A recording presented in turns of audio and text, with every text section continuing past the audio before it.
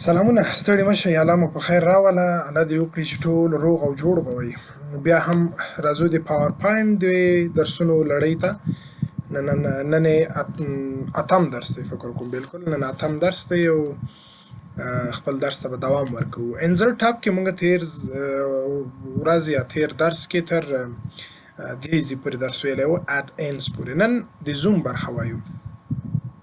په پاور پاینټ کې یو نوی اپشن دی البته په ورډ ایکسل کې دا اپشن نه و دی په پاور پاینټ کې اډ شوی دی د زوم اپشن دی د زوم اپشن دا ډول کار کوي زه به یو پریزنټیشن را خلاص کوم چې تیار ما مخکې نه جوړ کړی دی او ساده پریزنټیشن دی په دې پریزنټیشن کې که تاسو غواړئ چې څو سلایډ په یو سلایډ کې ځای په ځای کوئ او وروسته کلیک پې کوئ هغه تاسو ته رانږدې کېږي د څه رقم ګورئ زه راځم په زوم باندې په سمري زوم باندې کلیک کوم کوم سلایډونه غواړئ چې په یو سلایډ کې ځای په ځای کې زه غواړم چې دوهم دریم څلورم پنځم شپږم اووم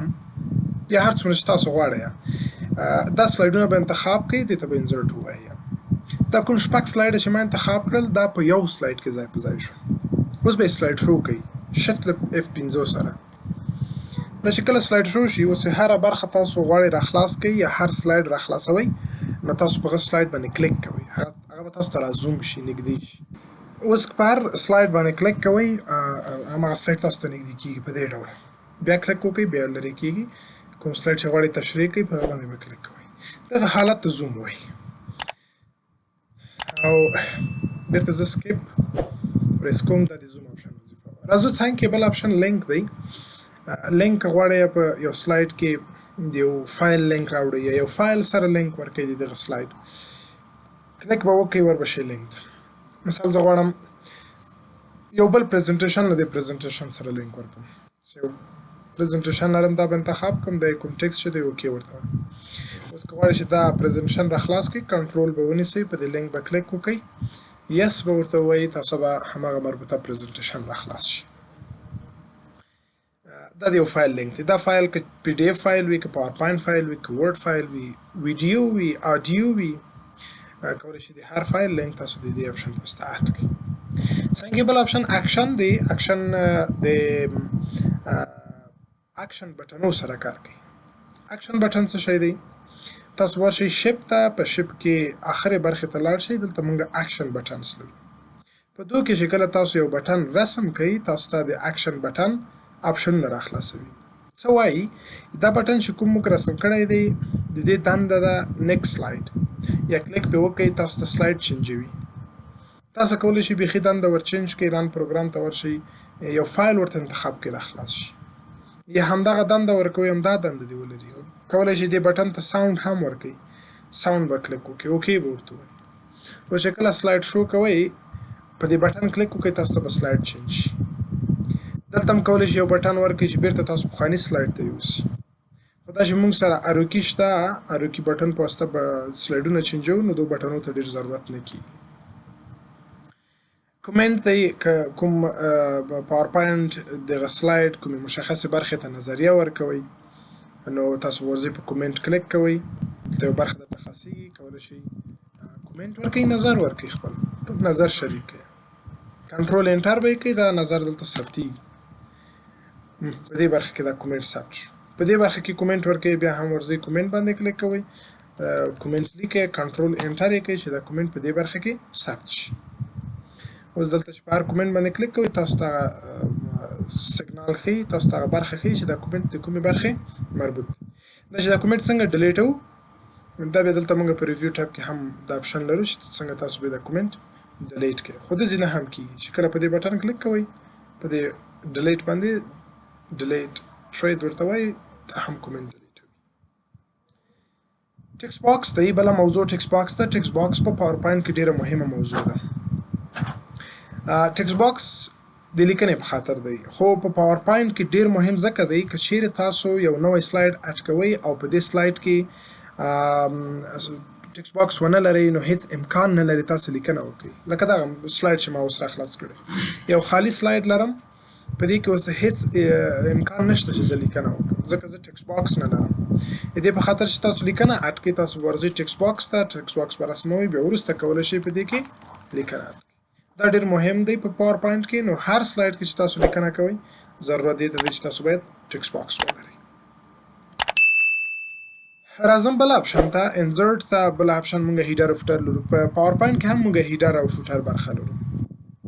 زه به کنټرول ام یو څو سلایډونه به اضافه کړم هیډر ان فوټر ته غواړم چې په فوټر برخه کې ډیټ ان ټایم وي تاریخ وي نو تاریخ دوه ډوله لرو یو اپډیټ اتوماتیکلی دی یو فکس دی اپډیټ هر کله چې تاسو د پاور پوینټ راخلاصوئ تاسو تاریخ اپډیټ کیږي د همغې ورځې سره اما که چیرې تاسو فکسډ انتخاب کوئ دا تاریخ د تل لپاره پاتې کیږي که نن ما د پاور پوینټ کې د تاریخ اټ کړی نو د نننی تاریخ یو هفته وروسته هم همدا د نن تاریخ وي یو میاشت وروسته هم همدا د نن تاریخ تغییر پکې نه راځي نو کوم تاریخ غواړئ دلته به ورته تاسو ډول انتخاب کړئ چې په کوم ډول وي لانګ وي شارټ وي میډیم وي او کومه ژبه وي دا به ورته وټاکئ سلاید نمبر هر سلاید مو نمبر ولري هو بالکل نمبر ولري دا به آن کړي فوټر په برخه کې کوم څه شی ورته لیکئ بالکل مثلا لیکم یو موضوع لیکم چې prepared by لیکم امید سیرت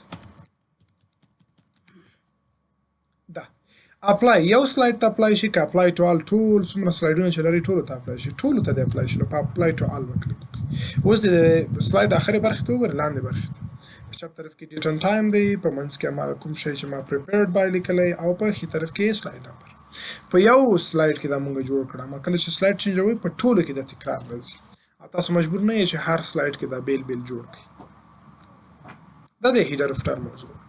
بل ورډ آرټ موضوع ده دا ډېره ساده موضوع ده سټایلونه دي په دې باندې هر سټایل چې تاسو خوښیږي کلیک کوئ او دلته همغه په ډیزاین ته په کتو سره ټکس لیکئ دا هم په حقیقت کې یو ټکس باکس دی ورځو انسرټ ته دا د ورډ آرټ بل هم بیا ډیټ ان ټایم لرو کله چې زه کلیک کوم هماغه مخکینۍ صفحه ماته راخلاصوي چې وخت ما تشریح کړله ده نو بیا ضرورت نشته دی دوهم اپشن باندې چې کلیک کوئ سلاید نمبر دی دا هم تاسو ته دا اپشن راخلاصوي او دلته موږ اپشن لرو دی سلاید نمبر په نامه لاندې بل اپشن دی آبجیکټ په نامه دی آبجیکټ کې که چیرې تاسو د بل پروګرام نه غواړئ یو فایل راوړئ اډ کړئ کریټ نیو اوس یې جوړوئ که له پخوا نه مو فایل جوړ کړی دی مثال ما یو پاور پوینټ جوړ کړی یا مثال یو اکسل فایل ما جوړ کړی دی تیار هماغه غواړم دلته راوایخلم نو کریټ فرام فایل بیا به ورشئ براوز ته ورته انتخاب وکړئ کوم ځای کې تاسو فایل دی مثال زما فایل دی دلته د اکسل فایل دی دې ته به وایم اوکې که ډسپلی از آیکن فعاله کړئ د یو آیکن په شکل راځي اوکې ورته وایئ تاسو دلته د اکسل فایل آیکن اټ کېږي په دې شکل کوم وخت ضرورت کېږي چې راخلاص کړي ډبل کلیک پې وکړئ تاسو ته اکسل راخلاصوي او تاسو ته مشخص هم د فایل راخلاص کړي په دې ډول دا د آبجیکټ وظیفه وه بله موضوع د ایکویشن د ایکویشن هم د ریاضي فورمولو د ریاضي سوالونو د لیکلو لپاره کارول کېږي په ورډ پروګرام کې دا په تفصیل سره ما ویلی وو که دغو فرمولو نه غواړئ یا دو فرمولو باندې کلیک کوئ او یا هم که غواړئ خپله یو سوال ولیکئ نو انسرټ نیو ایکویشن باندې کلیک کوئ په دې برخه کې راځئ دلته موږ ډېر سمبولونه لرو تاسو کولی شئ سمبولونه انتخاب کړئ او څه رقم سوال لیکئ زه که غواړم یو کسر ولیکم نو را به شي فراکشن برخې ته کلیک به وکړئ پورتنۍ مربع کې به هم یو عدد ولیکئ په لاندې مربع کې به هم یو عدد ولیکئ بیا به رایټ ایرو کی پریس کړئ دلته که غواړئ ضرب یې کړئ جمع یې کړئ منفي علامه راوړئ دلته موږ علامې لرو مختلفې په دغو کې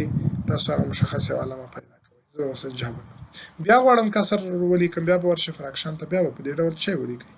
کسر او که غواړئ چې اوس مساوي ورکړئ نو مساوي د کیبورډ نه ورته ولیکئ سوالې هم ورکړئ نو دا په دې ډول موږ کولی شو چې د ریاضي سوالونه ولیکو دا د ایکویشن موضوع او بله موضوع هم سیمبولز دی په ټکس باکس باندې کلیک وکړئ نښې نښانې دي که مو ضرورت ورته چې نښې نښانې راواخلئ سیمبولونه شته په دو کې به هغه نښې نښانې انتخاب کړئ انسرټ به ورته وایي تاسو ته به سیمبولونه اډ شي او بله موضوع موږ ویډیو آډیو ریکارډ سکرین ریکارډینګ نوي اپشنونه دي په پاور پوینټ کې د کې یو څه اپشن شته یو څه خبرې شته دا به انشاءالله تاسو ته په راتلونکي درس کې تشریح کړم